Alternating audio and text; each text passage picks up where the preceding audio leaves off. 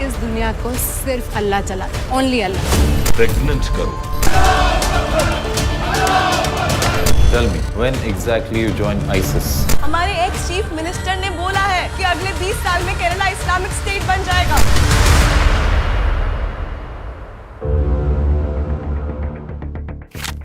Film the Kerala story ने secularism का नशा करके सोए भारत के हिंदुओं को झकझोर कर जगा दिया है। हमें समझ में आ रहा है कि कश्मीर कोई अपवाद नहीं था। हमारे चारों ओर दिनों दिन एक घेरा कसता जा रहा है।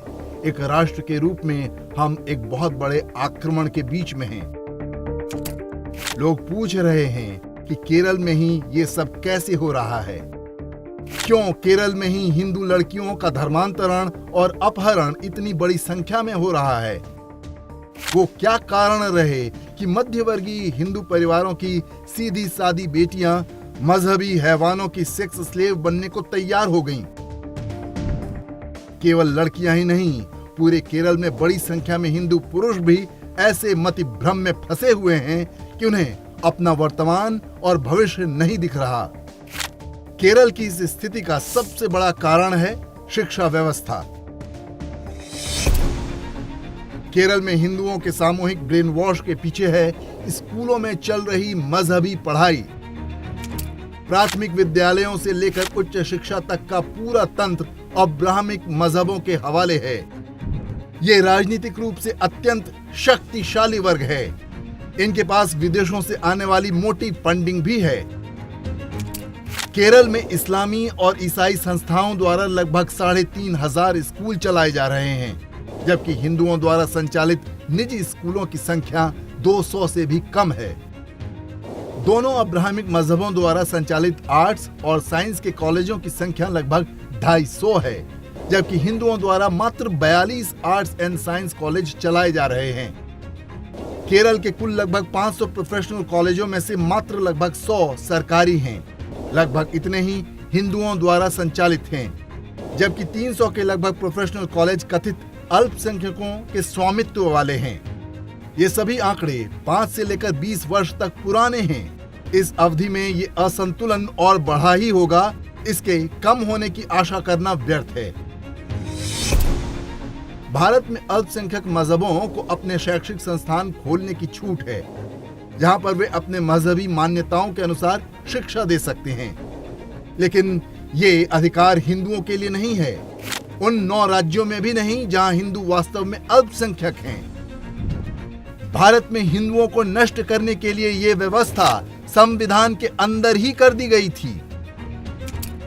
केरल ही नहीं, भारत के लगभग सभी राज्यों में हिंदू समुदाय के लोग अपने बच्चों को इन कथित अल्पसंख्यक संस्थानों में पढ़ाने को विवश हैं, जहां उनके मन मस्तिष्क में अपने धर्म से घृणा करना और ईसाई या इस्लाम मजहबों के प्रति प्रेम के बीज बोए जाते हैं। वैसे तो ये कार्य अन्य राज्यों में भी चल रहा है, लेकिन केरल में ये अत्यंत कुशलता के साथ किया गया। केरल में कांग्रेस और वामपंथी दल बारी बारी सत्ता संभालते रहे हैं। हिंदुओं को नष्ट करने और अब्राहमिक मजहबों को बढ़ावा देने पर दोनों के बीच सदैव से आम सहमति रही। केरल में हिंदू 50% से थोड़े अधिक हैं, मुसलमान लगभग 27% और ईसाई 19% हैं। हिंदू तकनीकी रूप से बहुसंख्यक होकर भी पिछड़े और दबे कुचले हैं।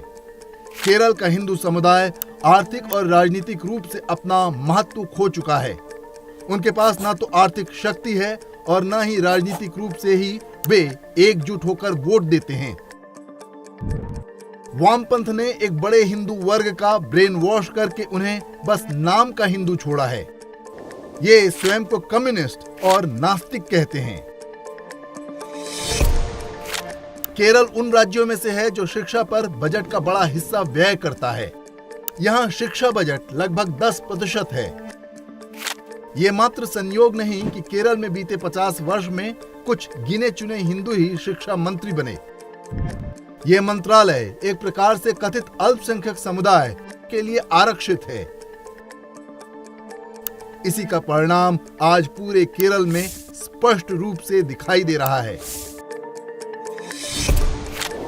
केरल में लगभग 2 लाख स्कूली अध्यापकों में से हिंदुओं का प्रतिशत 38 से भी कम है। इस संख्या में अनुसूचित जाति और जनजाति भी शामिल हैं। केरल देश के उन राज्यों में है जहां SC/ST शिक्षकों का अनुपात सबसे कम है।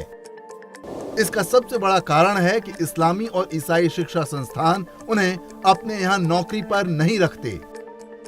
वर्ष 1997 में जारी आंकड़ों के अनुसार 14,200 कॉलेज शिक्षकों में से 76% अल्पसंख्यक समुदाय से हैं। शिक्षा ही नहीं, स्वास्थ्य के क्षेत्र में भी कथित अल्पसंख्यक समुदाय का एकाधिकार स्थापित हो चुका है। मलयाली समाचार पत्र मातृभूमि में छपी एक रिपोर्ट के अनुसार केरल में निजी क्षेत्र के अस्पतालों में केवल 10 के मालिक हिंदू हैं, शेष 928 ईसाई या मुसलमान द्वारा संचालित हैं। उद्योगों में हिंदुओं का अनुपात मात्र 28% है, जबकि मुसलमानों की भागीदारी 30% और ईसाइयों का अनुपात सबसे अधिक 35% है। कृषि में हिंदू मात्र 24% हैं, जबकि मुसलमान लगभग बराबर 23% और ईसाई 40% हैं। केरल में यही स्थिति लगभग सभी क्षेत्रों में है। हिंदू बहुसंख्यक होकर भी पद दलित हैं। इसी आर्थिक और सामाजिक उत्पीड़न का परिणाम है कि आत्महत्याओं के मामले में भी हिंदू सबसे आगे हैं। केरल में आत्महत्याओं का अनुपात प्रति 1 लाख जनसंख्या में 30.5 है, जो कि राष्ट्रीय औसत से काफी अधिक है। सबसे अधिक 92% आत्महत्याएं हिंदू करते हैं। इसका प्रमुख कारण आर्थिक है। केरल सरकार ने कुछ वर्ष पहले स्ववित्त पोषित या सेल्फ फाइनेंसिंग वाले प्रोफेशनल कॉलेज की योजना आरंभ की। अधिकांश कॉलेज कथित अल्पसंख्यक समुदाय की झोली में गए, क्योंकि हिंदुओं के पास इतना धन ही नहीं था कि अल्पसंख्यकों के आगे प्रतियोगिता में टिक पाते। कथित अल्पसंख्यकों द्वारा संचालित होने के कारण इनमें हिंदुओं का अनुपात बहुत कम होता है। परिणाम ये कि मेडिकल और इंजीनियरिंग जैसे सभी क्षेत्रों पर ईसाई और मुसलमानों का लगभग एकाधिकार स्थापित हो चुका है। ये असंतुलन एक प्रकार की सोची समझी नीति है, जिसका स्पष्ट उद्देश्य हिंदुओं को आर्थिक रूप से नष्ट करना और धर्मांतरण के लिए विवश करना है। स्वतंत्रता के बाद से ही केरल में हर 10 वर्ष में हिंदू जनसंख्या 1% की दर से कम हो रही है। ऐसा चलता रहा तो हिंदू अल्पसंख्यक हो जाएंगे। यदि अभी से वो राजनीतिक, आर्थिक और शैक्षिक रूप से पिछड़े हैं, तो अल्पसंख्यक होने के बाद क्या होगा, इसकी केवल कल्पना ही की जा सकती है। कश्मीर की तरह एक और हिंदू नरसंहार या कुछ इससे भी अधिक भयावह।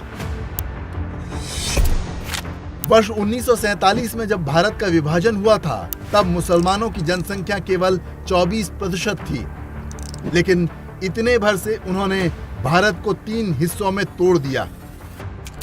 केरल में उनकी संख्या खतरे के उस निशान को पार कर चुकी है। लोकतंत्र के साथ एक समस्या है कि इसमें कुछ भी करने के लिए राजनीतिक शक्ति होना आवश्यक है। जिस भाजपा से आशा की जाती है कि वो सब ठीक कर देगी, उसे केरल के हिंदू ही एकजुट होकर वोट नहीं देते। ऊपर से भारत का सेक्युलर संवैधानिक तंत्र और सर्वोच्च न्यायालय का हिंदू विरोधी चरित्र, कुल मिलाकर एक ऐसा दुष्चक्र बन चुका है जिससे बाहर निकलना अत्यंत कठिन है। द केरल स्टोरी आशा की एक किरण की तरह है। इससे हिंदुओं में जागरूकता आ रही है। एक समाज के रूप में जब हम सजग होंगे, तभी भारत के हिंदू विरोधी संवैधानिक तंत्र पर दबाव बना पाएंगे। यही एकमात्र मार्ग है जिससे भारत को नष्ट करने पर तुली विधर्मी शक्तियां हारेंगी और जगत गुरु आदि शंकराचार्य की धरती केरल और पूरे भारत में सनातन धर्म की चेतना जागृत होगी।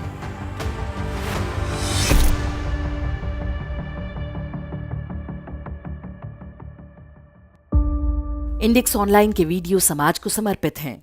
आप इनको डाउनलोड करके जैसे चाहे वैसे प्रयोग कर सकते हैं। चाहे तो आप हमारे टेलीग्राम चैनल से जुड़ सकते हैं। वहां सारे नए पुराने वीडियो आपको मिल जाएंगे। हमारे सोशल मीडिया लिंक हर वीडियो के डिस्क्रिप्शन में होते हैं। हमारा एकमात्र उद्देश्य हिंदू समाज को जागृत और एकजुट करना है। इसमें सहभागी बने। धन्यवाद।